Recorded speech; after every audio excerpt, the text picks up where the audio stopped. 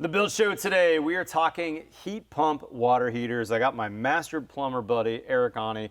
We're gonna give you the 101, how these work, also how they've changed over the last 15 years. And we're gonna ask Eric from his perspective, you know, when you think about these from a plumbing perspective, what do you look for in a good unit? Because none of these are bad units, right? But there's some things that are different and potentially better about some of these units. Well, these have been on the market since 2010. I think you and I both put a ream unit in around 2010. I remember putting that in a remodel. So this is a relatively mature technology, but in the scheme of things, it really hasn't been that long they've been on the market. Think about refrigerators in American houses since the 1950s. This is only since 2010. So a lot's changed in the 15 years on these. But help us to understand, like, when you think of a heat pump water heater, how do you explain it to a customer? I kind of explained, like, hey, we have all this energy in the air.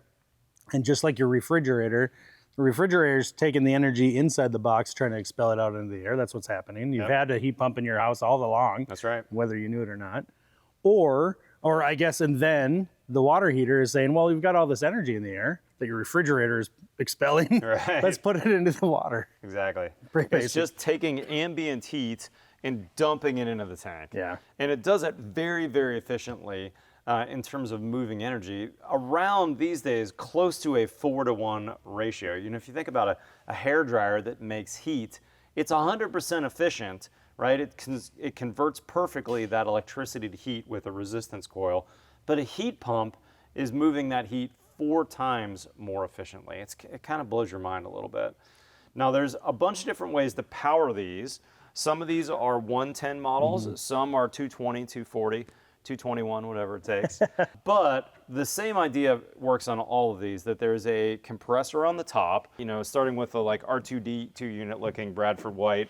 The compressor's on the top, they all have a tank on the bottom, and it's moving that heat from the ambient air into the tank. I think something that people need to know, whether it's a builder or somebody's thinking about replacing, you gotta have enough ambient air for one of these units. You can't shove this into a small closet. It will not work correctly. Any thoughts on that? Yeah, I have a lot of thoughts on that, and I'm going to try to abbreviate it because I tell you what, that's our biggest challenge. Number one, if these are going to operate successfully, people are going to be happy with their performance, we need to put them in a space where we're giving them a chance. Yep. Every one of these is going to have a manual that says they need at least 700 to 750 cubic feet of space where they're installed. If you don't have that, then you need to bring air from somewhere else, and you need to exhaust the air coming off of these, because that's what's truly happening. They're taking that air in from the atmosphere or wherever you're going to duct it from, and then they're going to cool that air down. They're going to pull out a whole bunch of humidity from it if it's there, and then it's going to expel it into the space that they're sitting in. Let me break that down real quick, because you said that quickly, and builders may have done the math, but somebody who's not a builder, 750 cubic feet. If you think about a room that's like a 10 by 10 room with an 8-foot ceiling, that's 10 by 10 is 100 times an 8-foot ceiling. That's 800 cubic feet of space. It's not a very big room.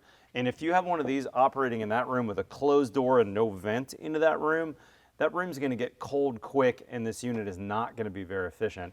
So your better placement for one of these units would be like an entire basement space, an entire garage space.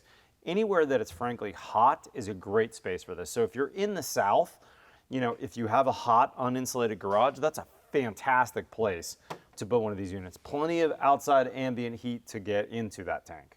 A lot of old farmhouses, leaky basements, things like that can make for a great atmosphere for one of these. Yep. It's not limited to that space, like I said, because we can duct these.